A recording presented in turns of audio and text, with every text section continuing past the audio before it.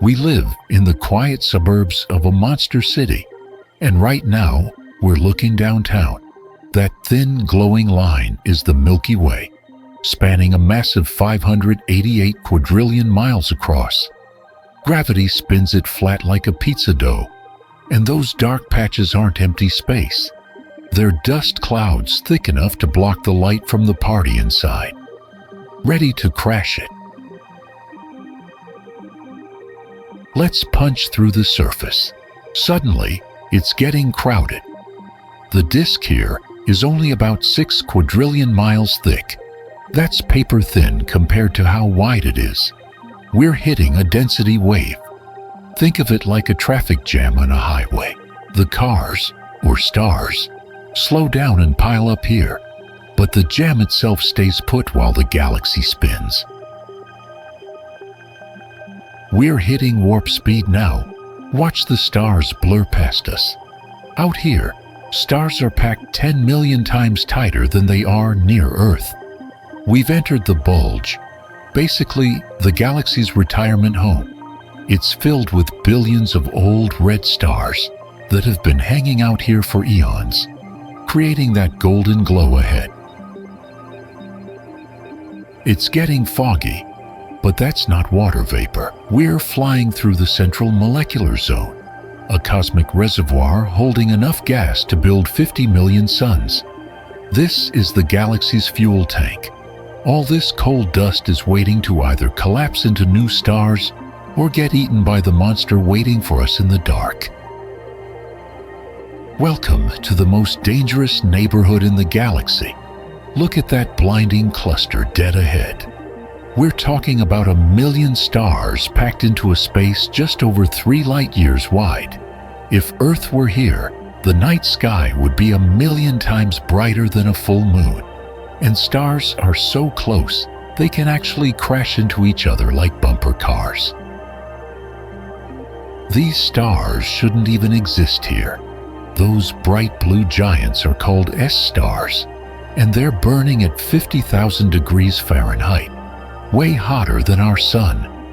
The gravity here is so strong it should rip baby stars apart before they form. So their existence is a total paradox. They're basically daredevils living on the edge of a cliff. Imagine a star moving faster than a bullet. Watch that one, S2, making a hairpin turn. It's clocking in at over 11 million miles per hour. It's surfing on the edge of a gravitational drain, moving that fast just to avoid falling into the invisible pit in the middle. Can you feel the tension? There it is, the monster in the dark. We're staring right into Sagittarius A star. That shadow hides a massive 4 million suns, crushed into a ball smaller than Mercury's orbit. That ring of light is matter screaming as it gets eaten. Inside the black circle, gravity is so strong that not even light can escape to tell us what's happening.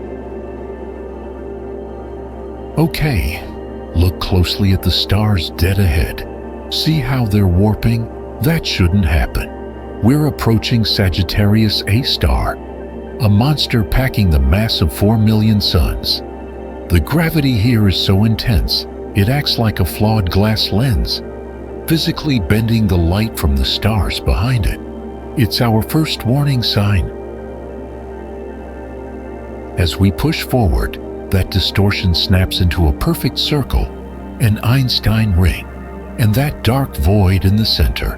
That's the black hole's shadow. It's about 32 million miles wide, which is roughly the size of Mercury's orbit around the sun.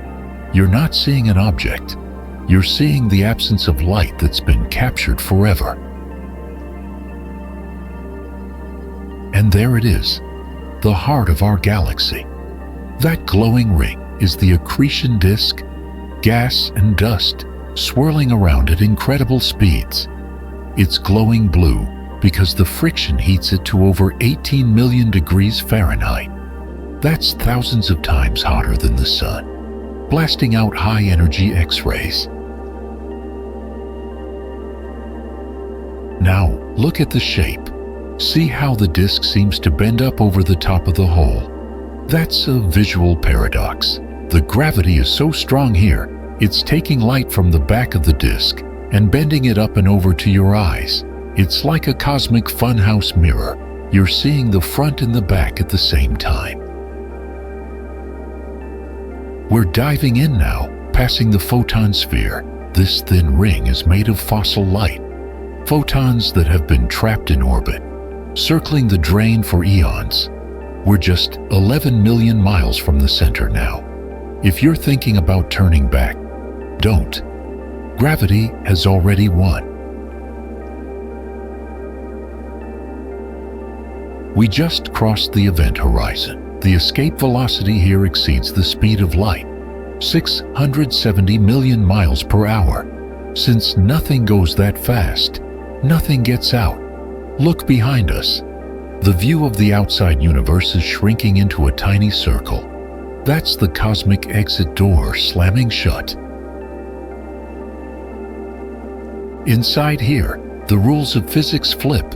Space and time literally swap roles. Moving forward in time now inevitably means moving inward in space. We have about 60 seconds left before we hit the center. That light falling in with us, that's the last postcard we'll ever get from the universe. And this is the end of the line, the singularity, a theoretical point of infinite density where our math breaks down. We don't know what happens next because general relativity stops working here. Everything we know about reality ends right now.